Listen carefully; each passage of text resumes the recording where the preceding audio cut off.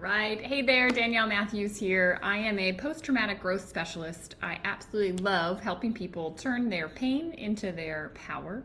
I have studied a lot of yogic philosophy, and I apply things like yoga therapy, yoga nidra, to help your spirit be victorious in this life. And today is book club day.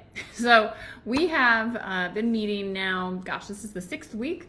Maybe the 7th, because we started first just discussing the last chapter. As Wayne Dyer always says, begin with the end in mind. So this is something that, we started reading chapter 15, the end of this book, The Power of Intention. And it was incredible to start there, understanding that there are some people that are just connected to the infinite, always connected to the divine, and can create life from moment to moment. And we have been slowly working through week by week, chapter by chapter. There's a lot of meat here. Good morning, Peg. So Peg, good to see you from Lakewood, Colorado, my old home, my old neighbor. If you're jumping on Facebook, just let me know that you're here. I know that it takes like a minute. We've been finding it takes a little while to alert everybody that I've actually gone live. So when you join, please do let me know that you're here so that I know when we can get started. This week we read chapter 6. So chapter 6, the title of it was Intention and Infinity. Hey Lou, nice, Sandpoint, Idaho. Hey. I have not been out there. Sounds like a pretty place to live though. I hope it's warming up now that it's May for all of you. Larry's here. Good morning, Larry. Larry, where do you live? I don't actually know that I know that. I'll give you a minute to put it in the chat. But yeah, it's nice to share where you guys are actually living, because I think we have some people from Denmark that join us and all over. So this book club has been a ton of fun, and I'm grateful to each of you for being here. And I always want to dive right in because we get a half hour together and this like flies by. So, Charlotte, North Carolina, of course. Okay, there you go. All right, so that's what we're gonna do.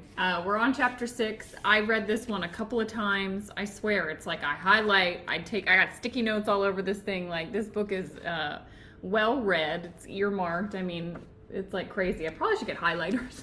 Probably make a difference. Peg says Sandpoint is gorgeous, Lou. Just so you know, she's over on Instagram. I wanted to put that. And then we've got Loman, Idaho on here. So 2 folks from Idaho. Nice. I don't know how far Loman is from Sandpoint, but you guys are both in the great state of Idaho. So let's jump in. How did you guys like this? We have infinity. We do, Peg. It's true. We are infinity. We have it. I know I can't hear you all, but bear with me and just repeat this out loud. I thought it was such a profound thing. He said, put the book down. To start this chapter, he said, put the book down and state this out loud. I'm not from here. I want you to say it like 5 times. I'm not from here.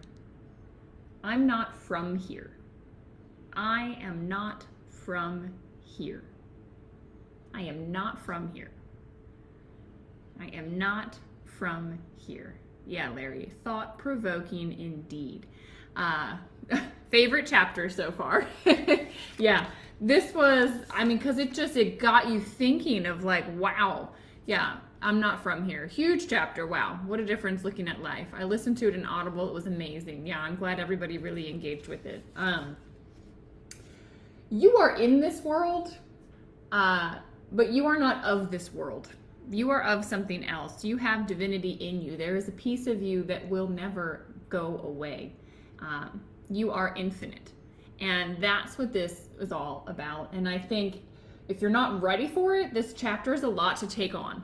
And so I love that he always reminds, look, keep your mind open. I think in my own journey, personal development and my spiritual journey, I don't know what I don't know. And the more I lean into people that have walked the path before me, I just stay open to what they've discovered. And I think, there's no right or wrong. It's just, look, what have others that have done this spiritual journey discovered? And then does it resonate? Does that feel right to you? Like, there's an inner knowing. When you say that, how many of you put a 1 if you're like, that resonated? When I said that out loud, it was like, finally, this mind of mine is realizing I'm not from here. Or maybe put a 2 if it didn't resonate. If you're like, no, I thought this was like a silly way to start the book, and what the heck is he talking about? I'm very curious to know. Lou, Carol, 1, yep.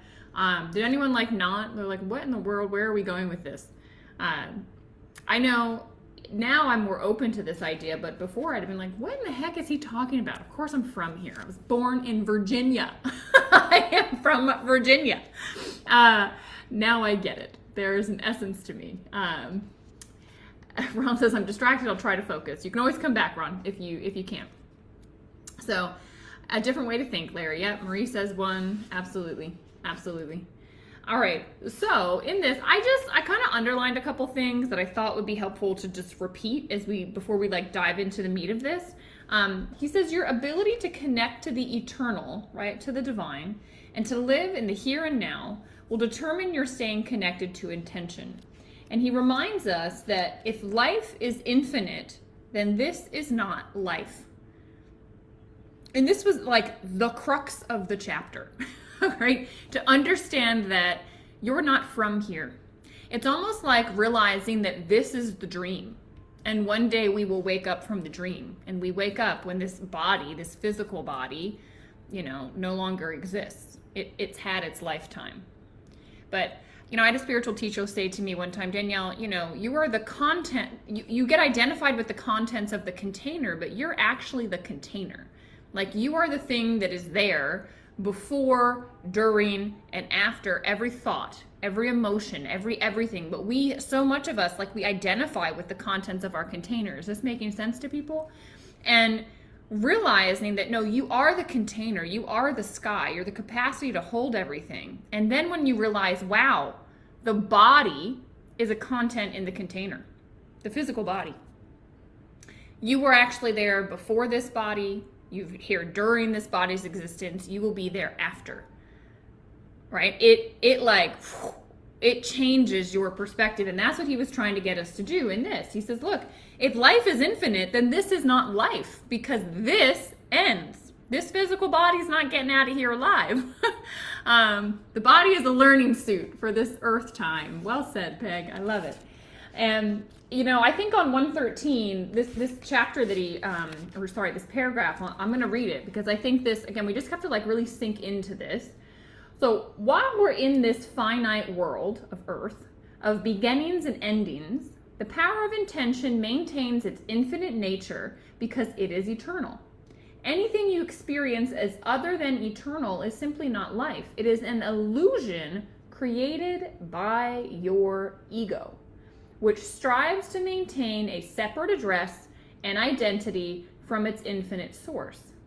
This shift towards seeing yourself as an infinite spiritual being, having a human experience rather than the reverse being a human being having the occasional spiritual experience, is loaded with fear for most people. And I urge you to look at those fears and face them directly now. I am curious. It makes more sense this way. Good, Charlotte. I'm glad we're helping make sense of this. It makes sense of this whole life because it can be confusing. What are we doing here?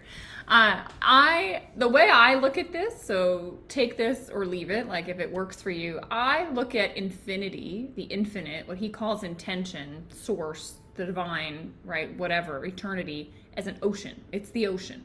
And then we come into expression as the wave. Why? Because we want to experience ourselves. We want to experience what love is and what hate is, what pain is and what pleasure is. Because when you're the infinite, you can't actually experience any of it. You're just there. But now we come into expression. So we come into, as Peg said, this earth suit. There's learning suit on earth. And we start to navigate this world of form. But it's finite. And the whole point is to remember our essence. Right, this is a teaching of yogis, which I love. They spent thousands of years studying this stuff. And they say, look, the purpose of this life is to come here and learn and experience so that we can come back and realize our true essence, so we can experience being divine. It's a lot to wrap your head around. But we get so distracted in this world by our ego, by our mind, that we live in the finite space. We get absorbed with fear because the ego operates with fear. And the ego, it's not bad. I mean, the ego serves us. We need it. We would have to like relearn how to drive and relearn how to walk and relearn all this stuff every single day if we didn't have our ego. But it also gets programmed incorrectly sometimes. And it keeps us in fear sometimes. So this, what he's saying, if you can't accept that you're a spiritual being having a human experience, what are you scared of? And I think for me, when I sat and really thought about this, and please put in the chat if you really thought about this question, but I was like, it's the unknown. Well, if I'm not this, if I'm not Danielle, what I look in the mirror and see, well then who in the heck am I? And where did I come from? And where am I going after this? And what am I doing here? Right? Like these are the questions that start to come, and they feel so unknown. And so to me, oops, did I move things? Oh no, we're still good on Facebook. So to me, it's that unknown piece that is likely probably scariest for most people. And one thing he says, our death is unimaginable, so we simply deny it and live our lives as if we weren't going to die. That is your ego. Your ego is so incredible that it literally makes you think death is not for me. It's for everyone else. I'm not even going to think about it. And when we're forced to, like for me after my car accident, it was a huge wake-up call. Like, I could have died. Tomorrow is not guaranteed. When you sit with that and you realize you're here by a thread, and the ego is trying to help you stay safe and not contemplate your death, but the reality is we, in this physical, as Peg says, in our learning suit, we are here to discover and to learn and to reconnect. So, okay, Marie says, it's interesting that you say that because we just watched a movie yesterday about the ocean and waves. Oh, nice. And John said, it is all about the waves of life and the coming and going of things in our life. Things happen, good and bad, but it is all, something happened, it moved. But it is all there to serve us, teach us, and to be grateful and to keep going. Yeah, I have this yin yang here. Why? Oops. Hello. Okay, those come out, so we'll just leave those out. But this is it. Here's the deal. There's good and bad in life, right? And what happens, the problem is that we forget that one flows into the other. And like this is what always happens. The problem is we have preference. We like the good and we don't like the bad.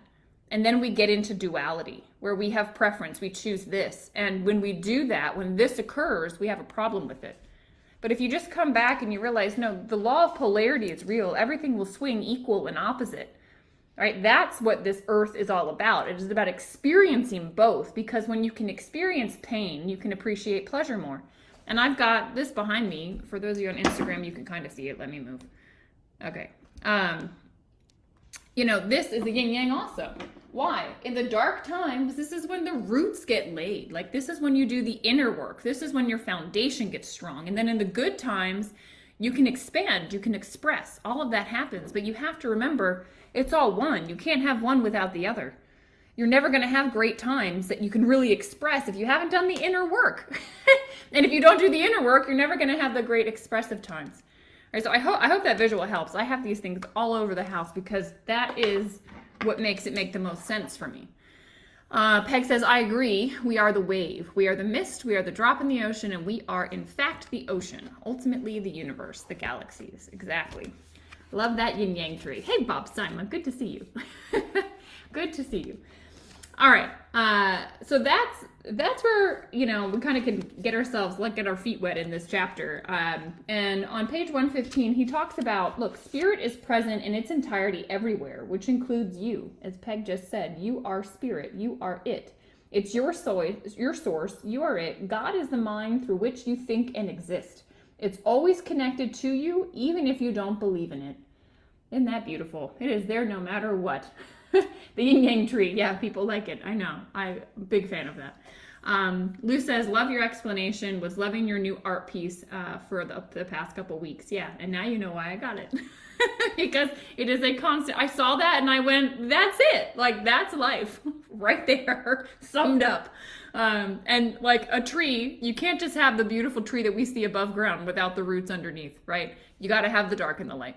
You absolutely have to. So glad you all appreciate that.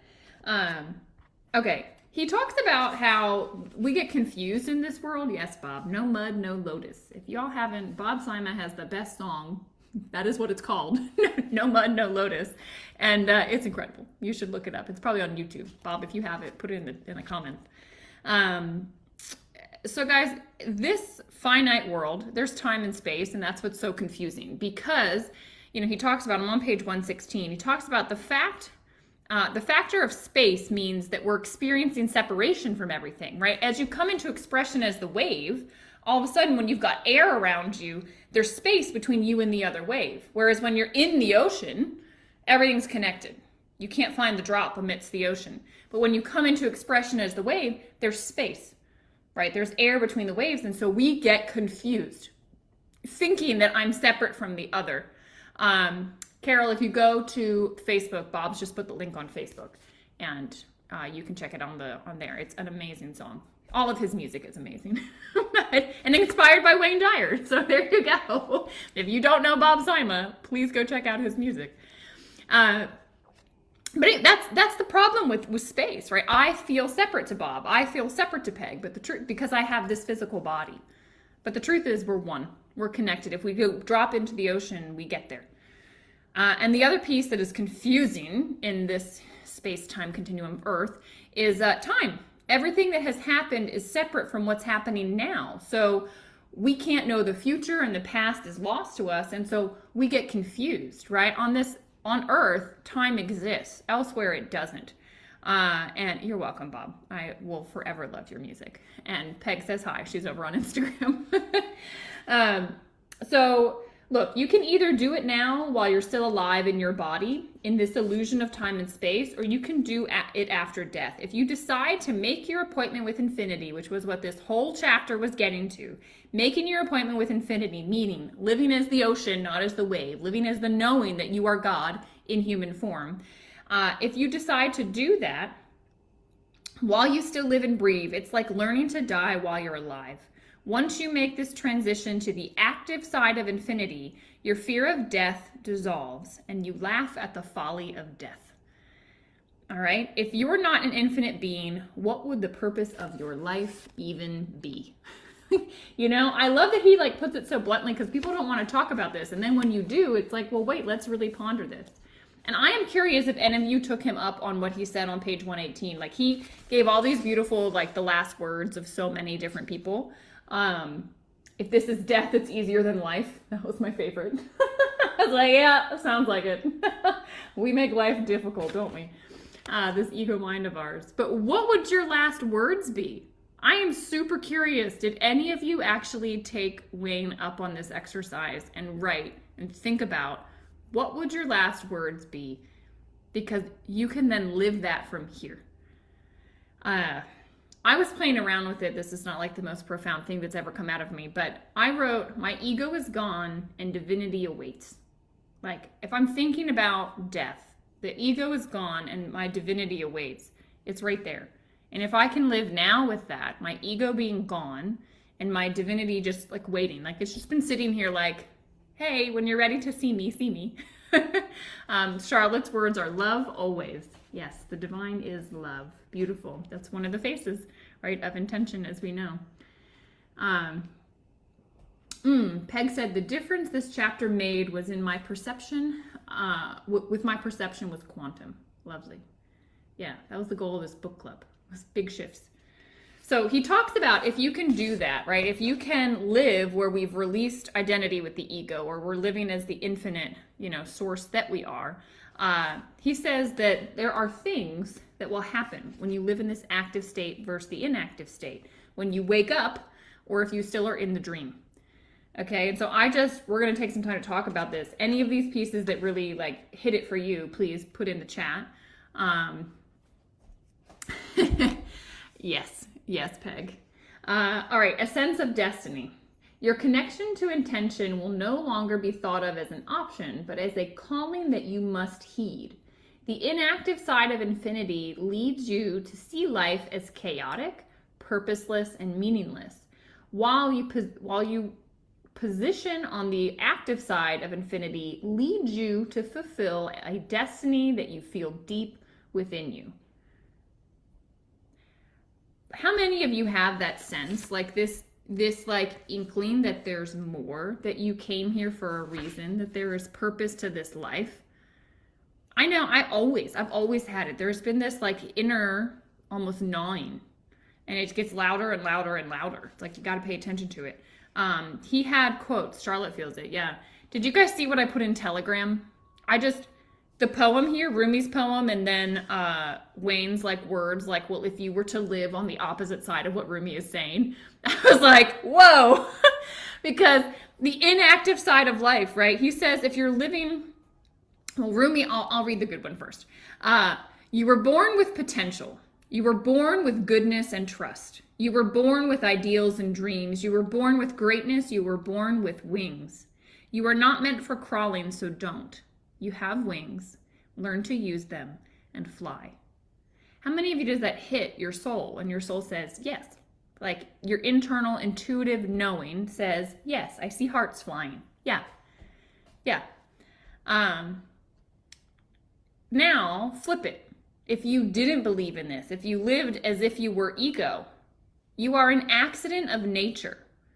You are subject to the laws of luck and chance. You can be pushed around easily. Your dreams are meaningless. You were meant to live an ordinary life. You have no wings, so forget about flying. Stay grounded. How wild. Can you imagine? Like, your mind is what it does to you. If you wrote down some of the things that your ego said to you on a daily basis, it is trying to keep you in that camp, which is, it feels yucky, right? It feels so yucky. You would be so unhappy all of the time. You would be. And how many people are? Because they don't realize. They don't realize. So if you realize this, you start living from this space, people will ask you what it is that you're doing. And you can tell them. He says, when you live in this space, you live with the sense of the possible. A sense of the possible grows in the fertile terrain on the active side of infinity. You ask questions like, why not?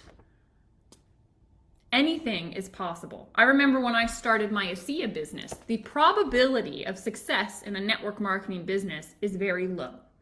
I wasn't interested in the probability.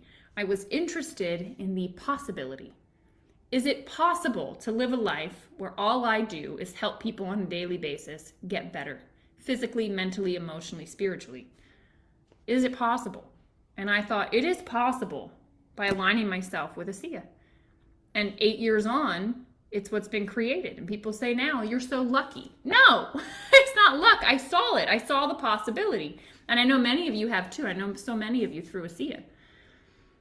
Living on the active side of infinity, aligning with your divine, knowing you are a spiritual being will bring you a sense of awe. When you're in a state of awe, you're in a persistent state of gratitude. Perhaps the surest way to happiness and fulfillment in life is to thank and praise your source for everything that happens to you. Then, even when a calamity arises, you can be assured that you'll turn it into a blessing. I have a friend of mine, deeply spiritual. Her conscious level of awareness is higher than mine. And she always gets excited when things go wrong, when she starts to see that, I thought we were playing in this space, but now like darkness is descending. She says she always gets excited because she knows the flow. When we go into this side where there is a calamity, where there are challenges, where there's stuff that doesn't make sense, where I'm having to get surgery and I don't want it, whatever it might be, just know that beautiful things are opening, right? Because it's all divine. Everything should be awe-inspiring. And so if you hold that space, you know it's going to open up into something beautiful. It's just not what your mind expected. Trust the infinite, guys. Every successful person I know is grateful for what he or she has. Everybody. So much gratitude pours out of them for all of it. Now, I think this is interesting. It gives you a sense of humility, he says. You're looking at something so enormous that your little ego is dwarfed in the process. You're looking out at forever, and your little life is but a tiny parenthesis in eternity. I don't know about you. I go outside at night sometimes, and thankfully I live in the forest, so I can look up and I can see a ton of stars. And it just makes me feel so small, but in such a profound way, where I just go, the jabbering in my head is so irrelevant, right? Who cares about all of these things? Who cares? And I think that's the humbling piece. That's like the humility piece. And Your purpose will only be found in service to others. Who said they were looking for their purpose? Was that Larry? Purpose is what I'm trying to define for me. Well, Larry, here you go. He says, your purpose will only be found in service to others and in being connected to something that is greater than your body, mind, and ego. That was something that really drew me to ASEA, being part of something bigger than myself. You know, that's why I enjoy doing it, because I get to meet people with bigger dreams, bigger vision for this world. And that, Larry, hopefully, contemplate that. That's on page 123. It's in italics, so you can find it. A sense of generosity. Why do you give us light and warmth? I believe that the sun would answer, if you ask the sun, why do you give us light and warmth? I believe the sun would answer, it's my nature to do so. We must be like the sun and locate and dispense our giving nature. That will help align you with infinity, right? Source, if you look at nature, I mean, I'm constantly in awe. Nature is constantly seeking expansion and further expression, right? If you let the trees grow, they will grow. If you just let things go, they go. You know, if you want a tree to look a particular way, you trim it, boom, it starts growing in the other direction away from where you trimmed it. I mean, it is amazing. Larry says that's why he liked this chapter. Yeah, because you start to understand your purpose. And it's just to shine, it's just to give. What can you give? You can give a lot. All right, think about the phases of intention. You can give kindness, you can give creativity, you can give love, you can give beauty, you can give abundance, you can be receptive to all, right? Just hold the space for somebody to have emotions. All of that is part of getting in touch with the divine.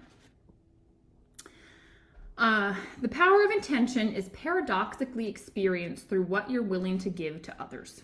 So as you give, you experience it more. I think that is a fascinating thing. And this quote I loved. I've heard it said about nature that trees bend low with ripened fruit.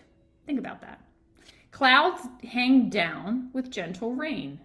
Noble men bow graciously. This is the way of generous things. Make giving a way of life. It is, after all, what source and nature do eternally. I just thought that was so beautiful. I never thought about it's always giving. Like nature is always giving. Rain, fruit. I mean, it's just amazing. Carol says, I love gazing at the stars in the mountains with no light pollution. The stars, planets, moon, and the Milky Way are magical in the dark night sky. Yes, and they give you perspective. All right. He says, living with infinity will give you a sense of passion. Within you is an infinite, passionate soul that wishes to express itself. It is the God within you. Look in the mirror and say this often. I just thought this, I earmarked this. There's not many pages that get an earmark, but I was like, this I need to come back to. Repeat this out loud with me, right? Just like we started. Repeat this out loud. I am eternal. This image will fade, but I am infinite. Imagine yourself looking at the mirror. I am eternal. This image will fade, but I am infinite. I am here temporarily for a reason. I am here temporarily for a reason. I will be passionate about all that I do. Bring passion into every single thing that you do, guys.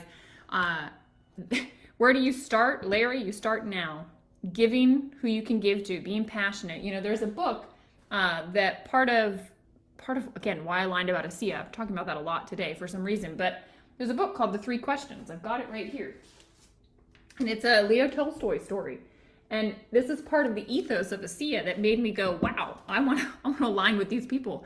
And it's a little boy, you know, talking about what do I do, and you know, what am I supposed to do with my life? And he asks all these animals, when's the best time to do things? Who's the most important one? What's the right thing to do? And at the end of it all, he finds the right thing to do is whatever is best for the person in front of you right now. All right? Your purpose, Larry, is to give and to bring a passionate giving to the people in front of you right now. This is on, what I'm reading from is page 126. At the top of it in italics, Carol, is what I read. And he also says living aligned with infinity gives you a sense of belonging, a strong sense of feeling connectedness to everyone and everything in the cosmos, because we are all one. And I love that he ends every chapter with like these practical things you can do. So you can always go back to every single chapter and see it. But he says at the end here, I really enjoyed, he said, you can not only communicate with and feel the presence of those who've crossed over, you yourself can die while you're alive and rid yourself now of these shadows and darkness by living in the active side of infinity. Knowing that on the active side of infinity, all things are possible.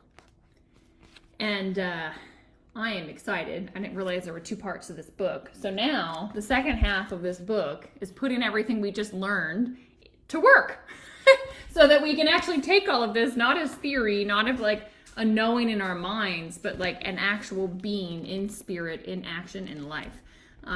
So I don't know if anybody jumped ahead. I have not. I've stayed very good about being on the chapter we're on, so I can stay focused on it. But we will read chapter 7 next, which is the first segment of the second half of this book. It is a shorter chapter. It goes from page, what is that? 133 to 145. Okay, so that's what we're reading. I agree, Peg. Yay, is right. So putting intention to work.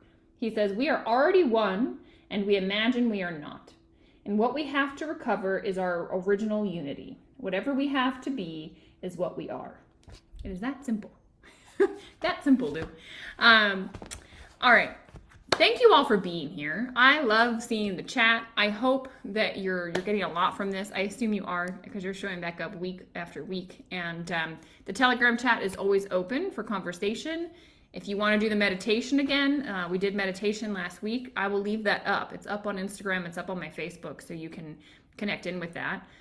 You're very welcome, Charlotte. Thank you all for being here. This is a book club because of each of you. So I appreciate the energy exchange. I appreciate the comments. I appreciate how seriously you're taking this, because I swear it's like he's giving us the secrets to everything. It's like amazing. So we'll be back next week. In the meantime, make it a beautiful week and apply all the things that we've learned. Bye, guys.